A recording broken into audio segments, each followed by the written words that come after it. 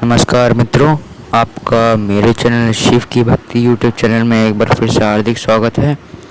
और दोस्तों, आज मैं आपको शाबर मंत्रों के बारे में कुछ जानकारियाँ दूंगा और मैं उनके बारे में कुछ नियम भी बताऊंगा कि क्या क्या नियम होते हैं सिद्ध करने के लिए और क्या क्या आवश्यकता होती है सिद्ध करने के लिए उनको शाबर मंत्रों को। तो दोस्तों, सबसे पहली बात, जो शाबर मंत्र होते हैं वो शिव जी द्वारा रचित होते हैं और गुरु गोरखनाथ जी द्वारा दिए गए हैं। दोस्तों, गुरु गोरखनाथ जी ने कलयुग को देखते हुए ये जो मंत्र हैं वो हमें दिए हैं और शिव जी ने इसे रचा है अपने शब्दों से। ये शिव जी के शब्द हैं जो आप इन शाबर मंत्रों में सुनते हो। तो किसी भी प्रकार से गलत नहीं हो सकते, चाहे इनमें कितनी भी दुहाई लगाई गई हो, चाहे इनमें कितनी भी आन लगाई गई हो, पर ये गलत नहीं हो सकते। दोस्तों, इसका मकसद ये है कि वैदिक मंत्रों में इतनी ताकत नहीं होती कि वो देवताओं से कार्य करवा सके, अपना कार्य निकलवा सके उनकी शक्तियों से। दोस्तों, देवता जो वैदिक मंत्र होते हैं, वैदिक मंत्रों में देवता से प्रार्थना की जाती है, बस एक याच की जाती है कि आप हमारे कार्य कर दीजिए। तो बस इतनी याचना की जाती है। दोस्तों, पर शाबर मंत्रों में उनसे कार्य निकलवाया जाता है, ज़बरदस्ती उनसे करवाया जाता है। अगर वो ना भी चाहें तब भी उन्हें करना पड़े वो कार्य, नहीं तो फिर उनमें दुहाई और आन उन सौगंध और दूध हराम करे, ऐसी चीज़ें लगाई जाती हैं ताकि देवता से कार्य निकलवाया जा सके। दोस्तों, शाबर मंत्रों को सिद्ध करने के लिए उसमें एक शाबरी यंत्र होता है, तो वो चाहिए होता है। और गुरु गोरखनाथ जी की श्रद्धा और गुरु गोरखनाथ जी के ऊपर श्रद्धा और उनके ऊपर मतलब उनकी तस्वीर होनी चाहिए आपके पास गुरु गोरखनाथ जी की। अगर नहीं है तो आप शाबर यंत्र ले लें, बस ये रख के आप सिद्ध कर सकते हैं। अगर आपके पास इतना भी नहीं है, अगर आप ले सकते हो तो ज़रूर लो, और अगर आप नहीं ले सकते तो बस आपके पास एक रुद्राक्ष की माला होनी चाहिए और अपना खुद का आसन होना चाहिए। और हाँ दोस्तों, ये शाबर मंत्र कुछ ऐसे मंत्र होते हैं जिनमें ओम भी नहीं लगाया जाता, जो कि इस जगत का पालनहार है। ओम शक्ति बसी है, सब सारी शक्तियाँ ओम में ही बसी हैं, और वो भी किसी शाबर मंत्र में नहीं लगाया जाता। और ओम क्यों नहीं लगाया जाता उसका मैं आपको अगली वीडियो में बताऊँगा। और दोस्तों, ये शाबर मंत्र होते हैं ये सिद्ध बहुत ही ज़्यादा जल्दी होते हैं। ये स्वयं सिद्ध होते हैं, वैसे तो स्वयं सिद्ध होते हैं। वैदिक मंत्र स्वयं सिद्ध नहीं होते, उन्हें 1.25 लाख जप करके सिद्ध करना पड़ता है। अब आप महामृत्युंजय मंत्र को ही ले लो, ओम नमः शिवाय को ले लो, चाहे किसी भी मंत्र को ले लो, ओम ऐं ह्रीं क्लीं चामुंडाय को ले लो। तो दोस्तों, ये सब ऐसे मंत्र हैं जिनको 1.25 लाख जप करके इनको सिद्ध करना पड़ता है, तब इनकी थोड़ी शक्ति जागृत होती है और ये सिद्ध होते हैं। पर दोस्तों, शाबर मंत्रों में ऐसा नहीं है। शाबर मंत्रों में सिर्फ कुल हजार जप पे ही ये सिद्ध हो जाते हैं। बस आपको 1000 बार जप करना होगा, और 1000 बार भी तब जप करना होगा तब कोई शुभ दिन ना हो आसपास, तब आपको जप करना होगा 1000 बार इस मंत्र का। या तो अलग अलग विधि विधान होते हैं हर अलग अलग मंत्र के बस।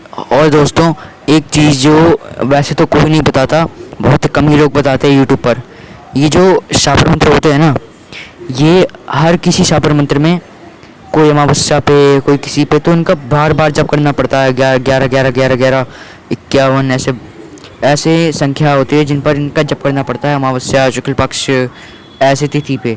पर दोस्तों, जो मैं आपको ये 4 तिथियाँ बता रहा हूँ, 4 तिथि, वैसे तो आप इसको 3 तिथि में जो आपको बता रहा हूँ, उन 3 तिथियों में बस आप एक माला जप करें और शाबर मंत्र सिद्ध हो जाएंगे। और दोस्तों, वो 3 तिथि कुछ इस प्रकार है: होली, दीपावली, दशहरा।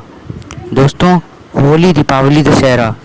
और जो मैं चौथी तिथि की बात कर रहा था, उसमें कुछ ज़्यादा मंत्रों का जप करना पड़ता होगा, एक माला से तो ज़्यादा ही करना होगा। उसे ग्रहण काल कहते हैं।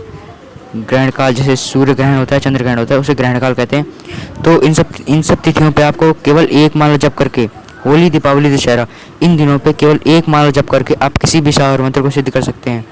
और दोस्तों, ये शाबर मंत्र सिर्फ रुद्राक्ष की माला और या तो जो भी देवता है उस देवता की माला से आपको जप करना पड़ेगा, तभी ये सिद्ध होंगे। और अगर आपके पास कोई भी माला नहीं है तो आप रुद्राक्ष की माला लें। तो अगर आपके पास कोई भी माला नहीं है तो आप रुद्राक्ष की माला ले सकते हैं, वो सर्वार्थ सिद्धिदायक होती है। और दोस्तों, किसी भी शावर मंत्र को सिद्ध करने से पहले एक सर्वार्थ सिद्धिदायक मंत्र होता है, जिस पर मैं एक अलग वीडियो बनाऊंगा।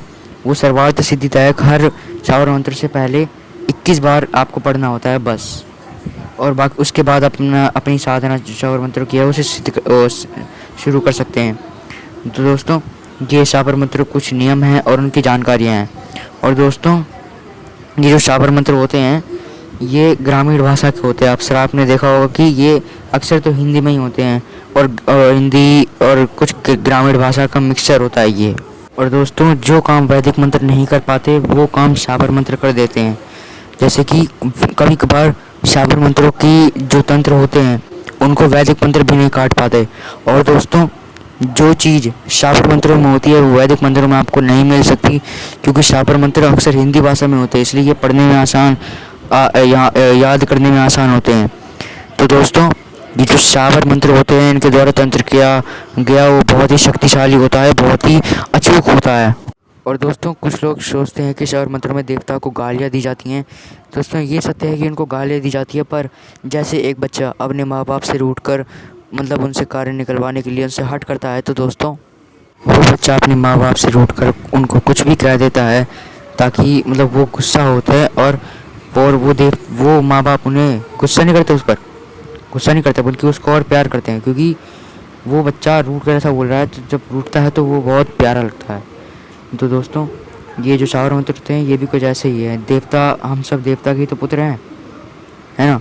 देवता के तो पुत्र हैं हम सब शिव के ही तो पुत्र हैं। तो दोस्तों, ये शावर मंत्र बिल्कुल भी गलत नहीं है, आप गलत ना समझें। और दोस्तों, कुछ शावर मंत्रों में ऐसे विधि विधान होते हैं जिनका पालन करना अति आवश्यक होता है। वैदिक मंत्रों में इतना विधि विधान की आवश्यकता की नहीं होती, पर शावर मंत्रों में विधि विधान की आवश्यकता होती है। पूर्ण विधि विधान से करोगे तभी आप शावर मंत्र सिद्ध होंगे एक माला पे, या फिर आप जितनी माला का आपने संकल्प लिया है। तो ये पूर्ण विधि विधान, हर शावर मंत्र का एक अलग विधान होता है, और हर शावर मंत्र में अलग अलग देवी देवताओं को भोग, अलग अलग चीज़ें कराई जाती हैं, उनको स्नान कराया जाता है आदि। दोस्तों, ये बहुत चीज़ कराई जाती हैं। तो शावर मंत्रों में बस यही एक चीज़ है कि उनको पूर्ण विधि विधान से सब कुछ करना पड़ता है, तभी जाके वो मंत्र सिद्ध होते हैं। और अगर आपने ऐसा नहीं किया तो शायद वो शावर मंत्र आप पर भी उल्टा पड़ जाए, क्योंकि मैंने आपको बताया है कि इस पर शक्तियाँ आकर्षित होती हैं।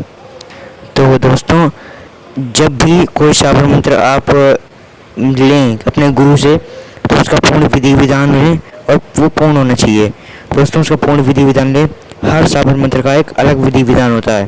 तो दोस्तों, ये इस पार्ट के लिए है। इसका मैं एक सेकंड और आखिरी पार्ट बनाऊंगा, जिसके टोटल 2 पार्ट्स होंगे, पार्ट 1 और पार्ट 2। पार्ट 1 ये है और पार्ट 2 में दूसरा भी बनाऊंगा।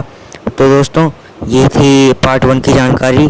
बाकी की जानकारी मैं आपको पार्ट 2 में दूंगा और वो भी बहुत आवश्यक होगी। तो दोस्तों, पार्ट 1 के लिए इतना ही।